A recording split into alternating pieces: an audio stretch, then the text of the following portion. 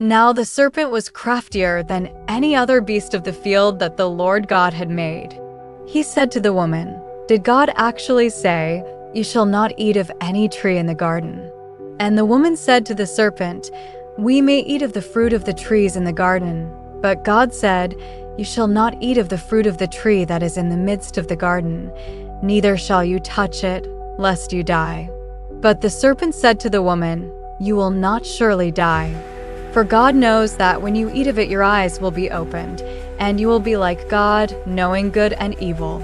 So when the woman saw that the tree was good for food, and that it was a delight to the eyes, and that the tree was to be desired to make one wise, she took of its fruit and ate. She also gave some to her husband who was with her, and he ate. Then the eyes of both were opened, and they knew that they were naked. And they sewed fig leaves together and made themselves loincloths. And they heard the sound of the Lord God walking in the garden in the cool of the day, and the man and his wife hid themselves from the presence of the Lord God among the trees of the garden. But the Lord God called to the man and said to him, "Where are you?" And he said, "I heard the sound of you in the garden, and I was afraid, because I was naked, and I hid myself." He said, "Who told you that you were naked? Have you eaten of the tree of which I commanded you not to eat?" The man said, "The woman whom you gave to be with me, she gave me fruit of the tree, and I ate."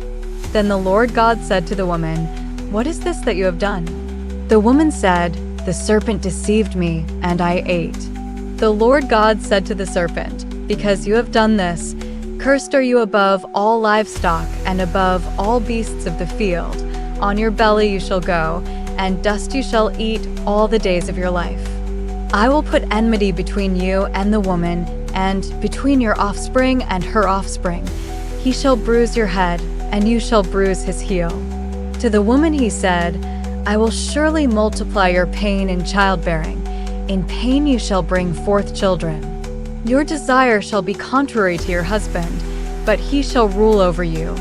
And to Adam God said, "Because you have listened to the voice of your wife, and have eaten of the tree of which I commanded you, you shall not eat of it. Cursed is the ground because of you. In pain you shall eat of it all the days of your life.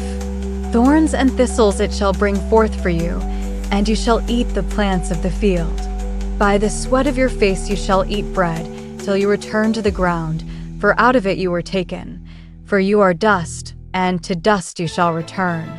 The man called his wife's name Eve, because she was the mother of all living. And the Lord God made for Adam and for his wife garments of skins and clothed them. Then the Lord God said, "Behold, the man has become like one of us in knowing good and evil. Now lest he reach out his hand and take also of the tree of life and eat, and live forever." Therefore the Lord God sent him out from the Garden of Eden to work the ground from which he was taken. He drove out the man, and at the east of the Garden of Eden he placed the cherubim and a flaming sword that turned every way to guard the way to the tree of life. Adam and Eve didn't fall because they were weak. They fell because they paused to listen to their own voice. A voice that twisted truth.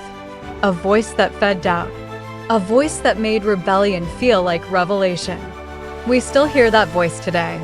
It shows up in temptations we justify, in comparisons we nurture, in moments where we choose convenience over conviction. But even in that fall, God didn't walk away. He came looking. He called out, "Where are you?" So today, right here, right now, God is still asking that question. Here's your garden moment. Are you hiding behind shame? Covering wounds with fig leaves of busyness, distraction, or pride? Pause. Step out. Speak this in prayer or aloud. God, when I fall, don't let me flee, find me, forgive me, and walk with me again.